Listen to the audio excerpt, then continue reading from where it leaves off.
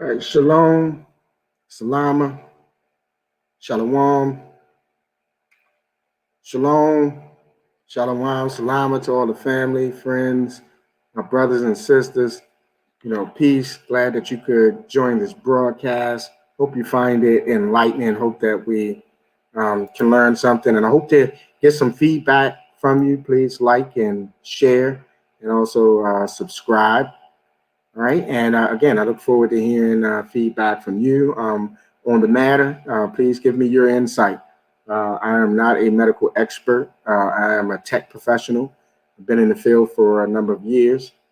And so that's the perspective the angle that I usually look at things. All right. So hopefully you all have taken a look at the disclaimer in the description. So I'm not here to present anything regarding COVID or the COVID test as fact. Okay, so we're just analyzing the what if scenario. Okay, that's all we're doing here. We have to be careful at how we word and present things, being that everything nowadays is being censored, right? So everything that we do is being scrutinized, is being put under the microscope, right? And so we have to be wise at how we do things. So with that being said, I'm going to present a video to you that was sent to me about a week or so ago. Okay, about a week or so ago, and I'm going to present this to you the serious concerns that I have.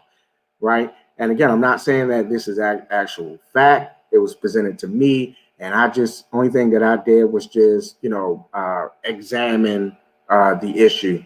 I don't know this lady, never met her before, don't know where she got the material that she has. Okay, so with that being said, let's jump right into it. We're gonna take a look at the video, and after we take a look at this brief video, we're gonna jump back in and we're gonna talk about it. We're gonna explore the facts as far as the what if scenarios are concerned. So we're gonna present the facts of the what if scenarios, not facts around the coronavirus or the coronavirus test. We're just going to examine the facts regarding the what if scenario. I got a couple tests, a couple COVID tests from a friend, and I wanted to break them down and see what was in these COVID tests. What were they really doing in these COVID tests? Do you see the COVID test as tip wrapped with traditional fiber? Well, this fiber that's on here is the same fiber that comes out of my body. These are nanoparticles. Let me show you up close. Do you see that silver? That's a silver color. There we go. See how that's silver? There's a regular cotton Q-tip. That one's white. But this swab right here is a legit COVID test. And I broke it down. And these are the same particles that come out of my body. These are nanoparticles. These particles are alive and they move. I just broke it down here. If I can hold this right here. That's the silver fiber. That's what's the COVID Q-tip. It's shiny, it's silver, and they're alive.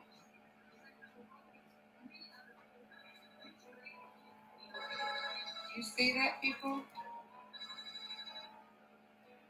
Do you see them silver particles? That's all this. That's this. They don't even want to let go. That's not cotton. This is cotton. This is the COVID.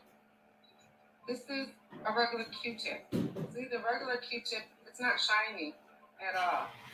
It's white. Put it next to that. See the difference in material? One's shiny, one's cotton. This is cotton. And they're your nanoparticles. These are all the silver strings. You guys better leave them damn tests alone. That's what you better do. Because they're not doing chipping. Absolutely not. They're putting nanoparticles right into your head. I know this for a fact because this material, these fibers, these silver fibers right here, these come out of my body. They're called morgellons. If you don't know what morgellons are, well, look at what morgellons are. Dr. Casey has taken numerous fiber samples and says they're unlike anything she's ever seen. They are not textile.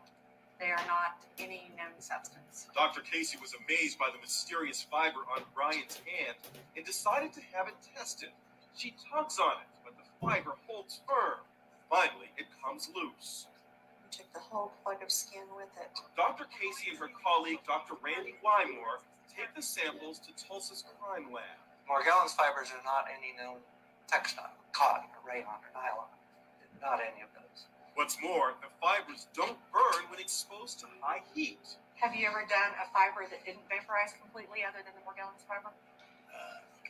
No. Many in the medical community are nonetheless skeptical, but people who say they have Morgellons are desperate. These are silver fibers. It's not cotton. This is what the COVID Q-tip test is. You see that one down there? Alive? They do their own thing. Look, he's trying to grab it. He's mad. See him? This is what they put in the head. This is their COVID test. They're putting the shit right in the brain. Close to the brain. He's mad. Look, see him? He's getting mad. So you guys think I'm lying? I'm showing you live. But I'm getting mad. I'm breathing on it. It's fucking. Oh, he got mad. You see him like that? Holy shit, they really are alive. Look at how they're fighting each other. This one. Look. Look, they got a link. Let me see if I can pull them. This is the COVID test.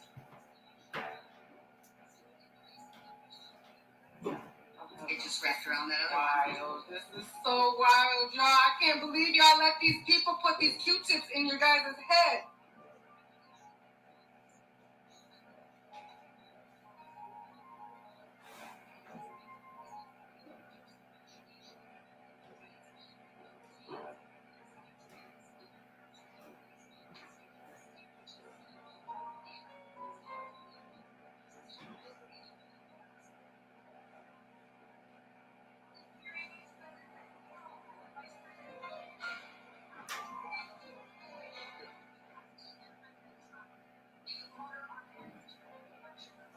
Then I'm gonna come over here to the regular cotton.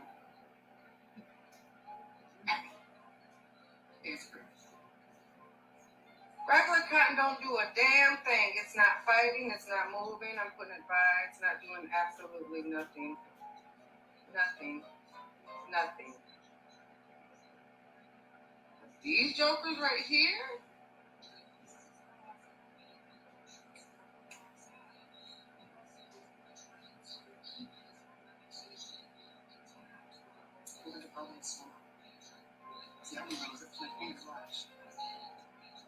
They get mad. The same shit. This is nanoparticles, more Morgellons. This is the COVID test. What the COVID test is. He's still trying to come after me. You don't get on. Okay, so you saw the video for yourself.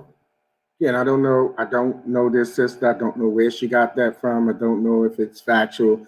I just know what I saw, right? And I just want to explore the possibilities. So I have a few articles here exploring. Let's just imagine what if she's actually telling the truth.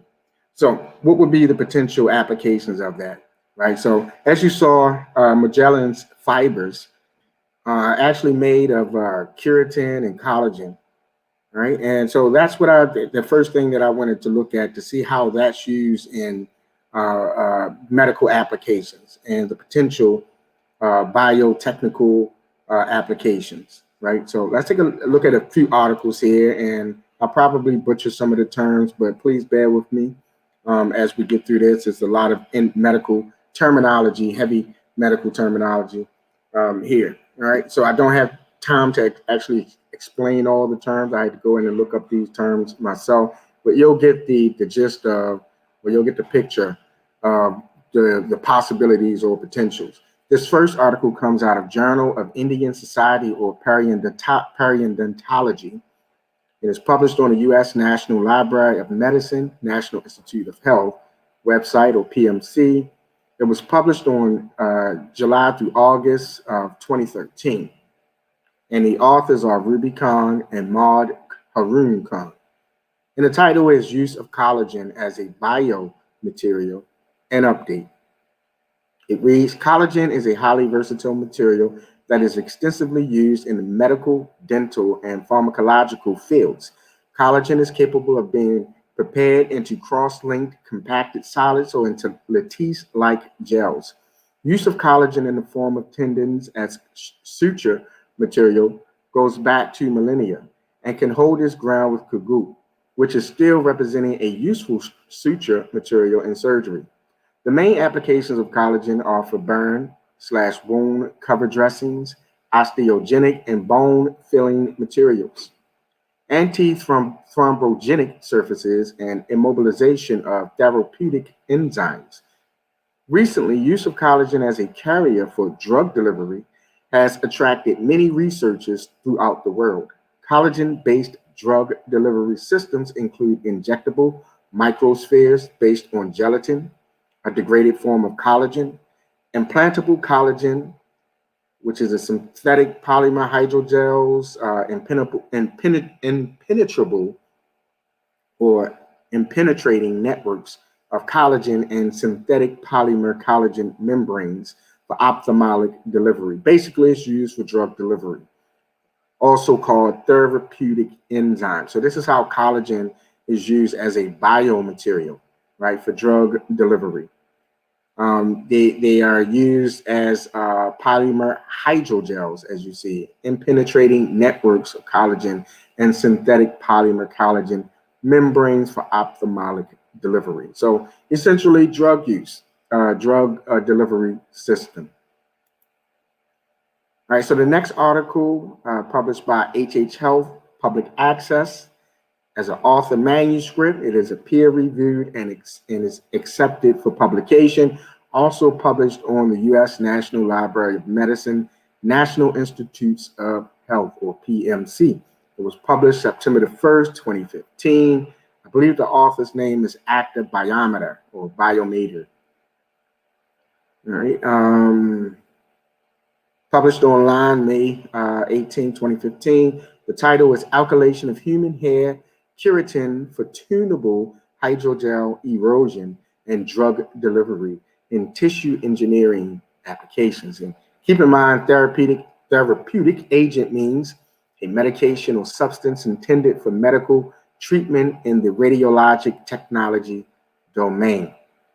Article reads, polymeric biomaterials that provide a matrix for cell attachment and proliferation while achieving delivery of therapeutic agents are an important component of tissue engineering and regenerative medicine strategies.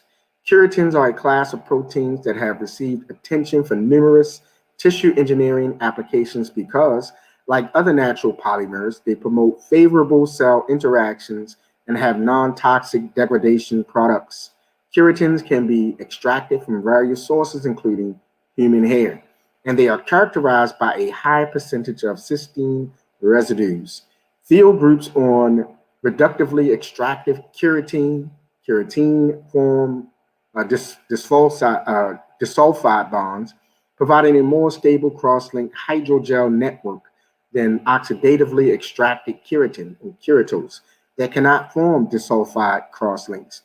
We hypothesize that an iodoacetamide alkylation or capping of cysteine field groups on the keratin form of keratin could be used as a simple method to modulate the levels of disulfide cross-linking in keratin hydrogels, providing tunable rates of gel erosion and therapeutic agent release.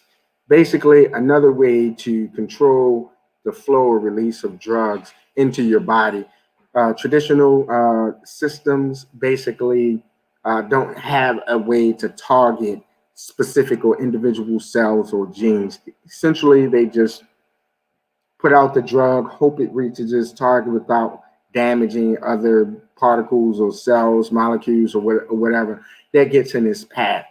So this method allows for modulating and also targeting, but it allows for modulating therapeutic agent release or drug release, chemicals. All right, so this last one that we want to read is from a guy named Sean Alexander Connie, who's a photographer and illustrated. Illustrated. He published his article on LinkedIn, December the 12th, 2018. And the reason I chose this article because I am a tech professional. I teach computing concepts, and also I am a support engineer as well for a nonprofit. And so this article kind of, it kind of had my put my position better than I could, right? It kind of describes some things, I didn't want to reinvent the wheel, right? So I think this article did a good job of explaining the potential and possibility of these polymers, such as keratin. Doesn't potentially mention keratin or collagen, but the same concept. So let's take a look and explore again the possibilities. What if this sister was telling the truth? What could this keratin and gelatin, keratin and collagen substance be used for? If there was some sort of sinister plot, what would be the most likely application? Right. So the title of this article is LEDs, 5G, Petit and Graphene, the technological rabbit hole. Right. You can go type that in, you'll be able to find that article. Right. So let's read a little bit, a couple of excerpts from this article. Sean writes, have you heard of Petit? I hadn't, and I guess many people won't have either. It's used in cosmetics and in printed electronics. Even the food industry uses it. And it is a substance employed in the making of conductive polymer ink used on circuit boards, for example. In essence, it is a conductivity enhancement agent, a polymer-based nanocomposite. Petit is used in LEDs, but it isn't just used in electronics as mentioned. People rub it on their skin. It can be combined with silver nanoparticles. Did we hear that somewhere? Where it is useful in electronics. Biosensing, antibacterial materials, clothing, food industry, paints, sunscreens, cosmetics, and medical devices. An interesting array of applications, I'm sure you will agree, overlapping with applications directly to the body. Connection? Surely we're not priming ourselves for increased conductivity, significantly it being applied in fields such as healthcare, environmental monitoring, and food industry. So Sean is basically saying these nanoparticles are being used as biosensing materials in clothing, paint, sunscreens, all of that. So they can be used as LEDs to collect data, essentially, to store data, to data regarding your body's environment, cells, molecules, with substances, but also it can be used to determine your mood, how you feel about certain things. A huge invasion of privacy, right? And unlimited potential regarding that. All right, let's continue to read a second excerpt from the same article. And it reads, Petit is apparently crucial for producing transparent electronics, for it is both a conductor and transparent. And we could say it has a monitoring function. Above all, as already mentioned, considering the IoT or Internet of Things is an emerging surveillance infrastructure to bind us electronically to the Internet and wireless technologies. It's not much of a surprise. Already our environment is being primed to come alive and watch us constantly without boundaries. LEDs play a major role in this, destined to become data carriers and harvesters as they are already becoming with Li-Fi. Li-Fi is an alternative to Wi-Fi, a solution some experts think will catapult humanity into the next stage of whatever that is, right? Wi-Fi, instead of using the same signal types as Wi-Fi, electric pulse signals, it uses light to transmit data. That's what Wi-Fi is, all right? And so, again, that's we're exploring the what if scenarios. What if they were actually putting silver nanoparticles in people's heads? What could they possibly be using that for? What kind of sinister plot could it be? Could it be used to monitor government opposition?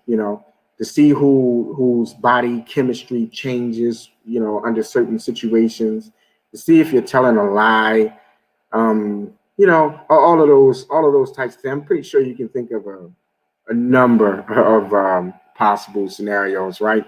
But again, that I just want to leave you guys with that. Just think about it. Let me know what you think about it. I would love to hear anyone from the medical industry or whoever has some more insight than possibly I have, and we can share that and put it out into our community. Again, thank you guys for tuning in. All my brothers and sisters, love you all, and may Yah continue to bless you all and keep us and strengthen us and give us wisdom and insight, as we go through this journey. All right, catch you guys on the next one. Shalom.